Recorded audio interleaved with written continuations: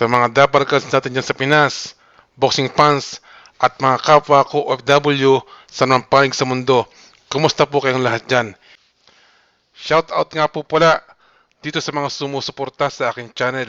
Ito pong si Mr. Cedric Eleuterio, Patrick Sahul, Sean Rafael Sebastian, Oscar Bualat, at John Patrick Mendoza.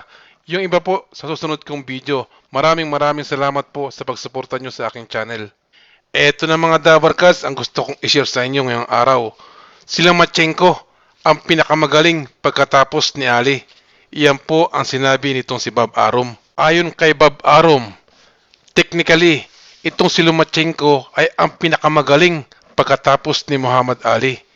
Hindi daw po yung aling bumalik sa pagboboxing pagkatapos ng 3 taong pamamahinga, kung hindi idun daw pong batang Ali. Kasi po itong si Muhammad Ali ay namahinga po ng ilang taon bago po ulit bumalik sa pagboboxing. Dagdag pa ni Arum, bilang isang technical boxer, ito daw pong si Ali ay kahanga-hanga at hindi na inaasahan ni Bob Arum na makakakita pa siya ng isang boksingero na tulad niya hanggang sa dumating daw po itong si Lomachenko or Luma. So mga dabarkas, napakalaki po ng paghanga nitong si Bob Arum kay Lomachenko.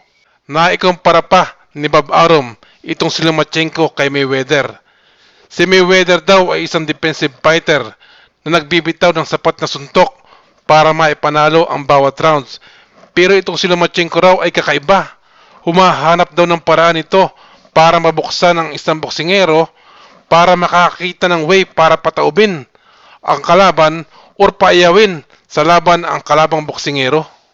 Marami pong boxing superstars na lumaban sa United Kingdom noong pong mga nagdaang taon. Katulad po nila Triple G, ito pong si Gennady Golovkin, si Crawford, si Inoue. Pero matindi raw po ang paghanga ng mga manonood doon kay Lomachenko. Paano ba nagkakilala itong grupo ni Lomachenko at si Bob Arum? Kwento ng manager ni Loma na si Igis Klimas. Nausap nila itong si Bob Arum at ang salita agad sa kanila, siguro gusto nyo ng $1 million. Ang sagot ni Luma, hindi ako interesado sa pera, gusto ko ng belt sa una kong laban.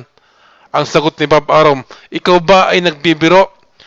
Pero sa tingin ko, merong nakitang potensyal si Bob kay Lomachenko at sa itsura ni Luma, nakita niya siguro ang dollar sign na pwede siyang kumita. Alam naman po natin na ito si Bob Arum ay napaka-businessman po ito. Hindi po niya basta kukuhanin ang basang boksingero kung wala po siyang nakikitang potensyal dito. At natupad itong pangarap ni Lomachenko sa una niyang laban. Hinarap niya itong Meksikano na si Jose Ramirez para sa WBO International Featherweight title na kung saan nanalo sa laban itong si Lomachenko. Pagkatapos po ng laban ni Lomachenko dito kay Jose Ramirez, ito pong kauna-unahang professional fight niya na kung saan po siya ay nanalo. Sunod niya pong hinarap itong si Orlando Salido. Ito pong napaka-experyensadong boksingero from Mexico. Dito po nakuha ni Lomachenko ang kaisa-isa niyang talo. Hindi pa po nag-iinit sa pagkakapanalo ito si Lomachenko nung sumunod pong taon.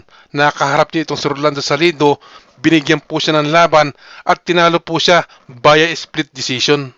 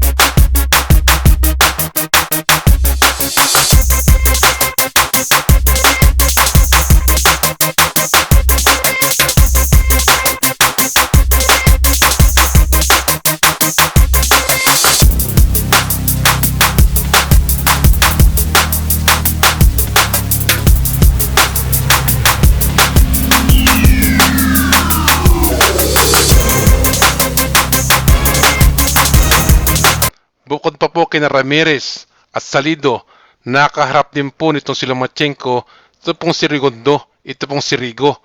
Magaling din pong boksingero ito, pero para po sa akin, hindi po ito maituturing na isang elite fighter. Nakaharap din po nitong si Lomachenko, ito pong si Linares.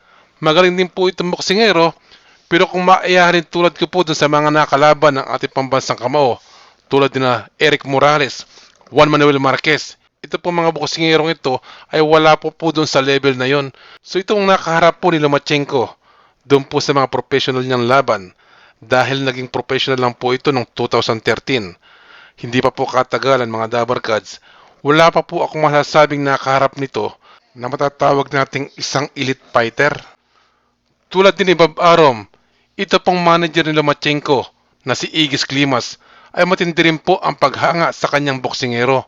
Sinabi po niya na pag tumuntong daw po sa ring ito si Lomachenko, ito raw po ay napakagaling na boksingero at very entertaining fighter.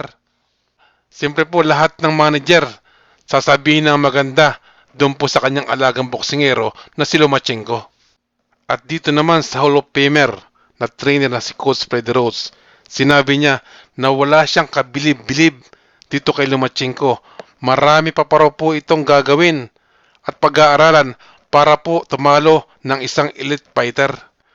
At dinagdag pa ni Coach Freddie na hindi raw po siya hanga sa pamamaraan na ito ay nagtitraining. Kakaiba raw po ang training na ginagawa nito si Lomachenko pag naandun po sa kanyang gym. Dito naman sa sinasabi ni Bob Arum tungkol po sa mas magaling ito si Lomachenko technically kumpara po rito kay Muhammad Ali. Hindi po ako sumasang-ayon dito. Although nire-respeto ko po si Bob Arum dahil matindi na rin po ang karanasan nito sa boxing.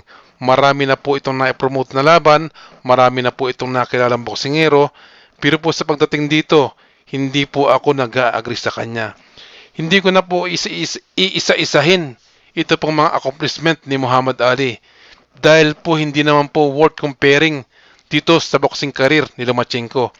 Ito pong si Lomachenko ay nagsisimula pa lamang bilang professional fight. Meron pa lang po itong 15 laban. Kukunti pa po kumpara po sa ating pambansang kamo. Kahit na nga po sa ating pambansang kamo, hindi ko pa ito maiko-compare. Wala pa po sa kalingkingan ito ng ating pambansang kamo. Katulad po ng sinasabi ng mga boxing observer, boxing enthusiasts at mga boxing aficionados.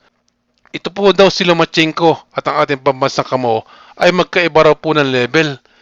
Ay ngayon kinukumpara pa po nito si Bob Arum kay Muhammad Ali dito po sa legend at icon sa boxing na mas lalo pong mahirap ikumpara mga Dabarkads dahil dito lang po sa ating pambansang kamao na si Manny Pacquiao hindi na po papasa itong qualification nitong si Lomachenko.